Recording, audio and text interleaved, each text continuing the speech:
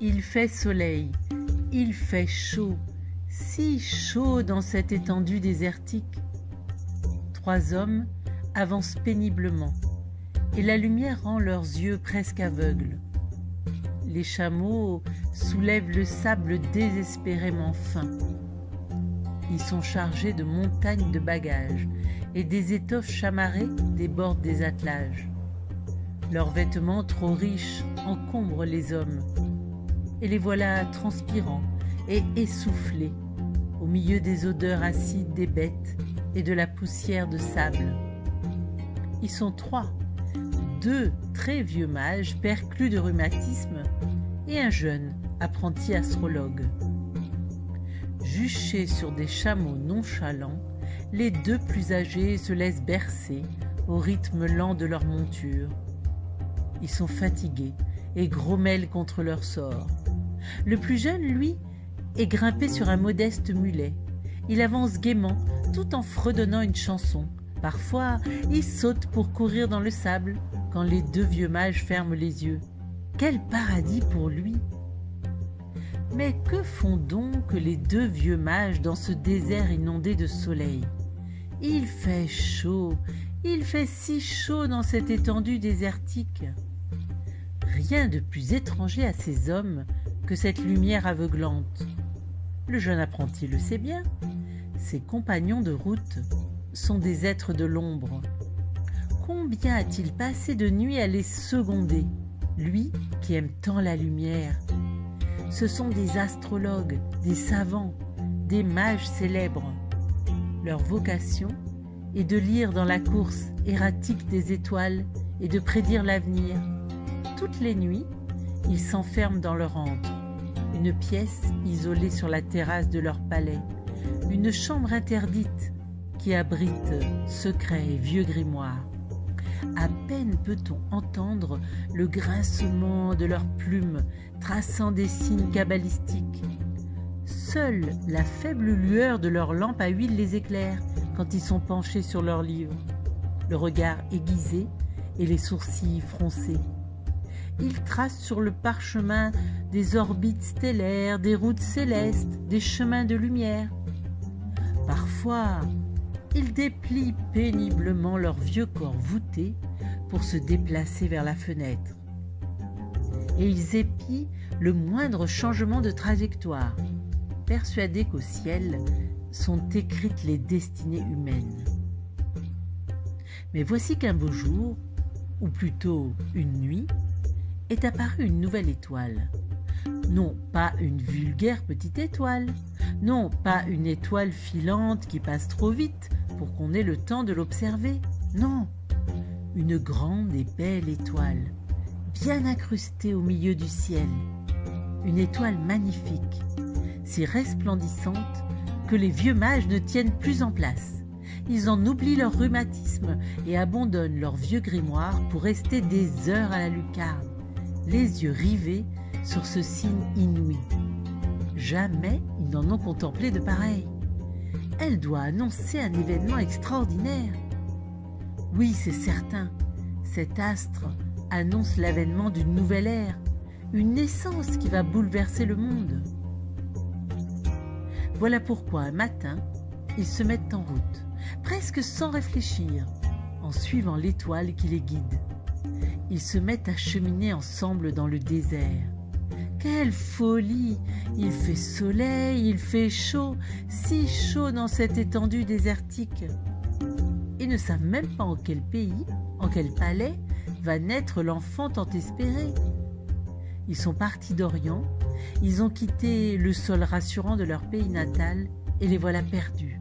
Ça crie de partout, les chameaux blatèrent. Quel brouhaha! Il fait soleil, il fait chaud, si chaud dans cette étendue désertique. Ah, vraiment, quelle folie! Et pourtant, une certitude les guide.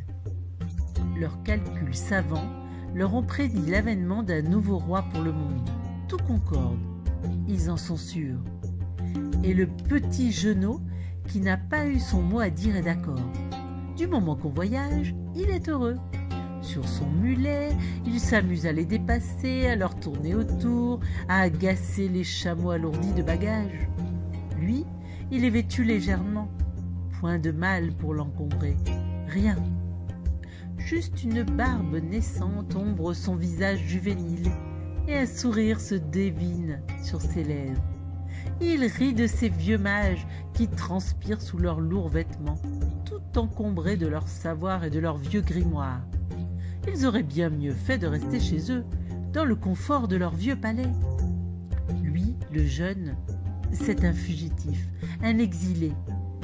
Il n'a plus de maison depuis que ses parents sont morts et que son oncle l'a chassé. Alors, il est parti à la rencontre du nouveau roi prédit par l'étoile, sans se poser de questions, plein d'espoir et de jeunesse. Son seul bagage, un peu de myrrhe, un peu de cet onguent ou pommade qui accompagne les morts, ultime souvenir de ses parents défunts. Ça y est, on est arrivé tout au bout du désert. L'étoile s'est arrêtée, et les vieux mages ne s'étonnent pas de voir une pauvre étable. Graves, heureux, ils descendent de leur monture et préparent leurs présents. Demain, à l'aube, ils les déposeront au pied de l'enfant divin. Ils ont tout prévu. De l'or d'abord, comme il se doit pour honorer un roi.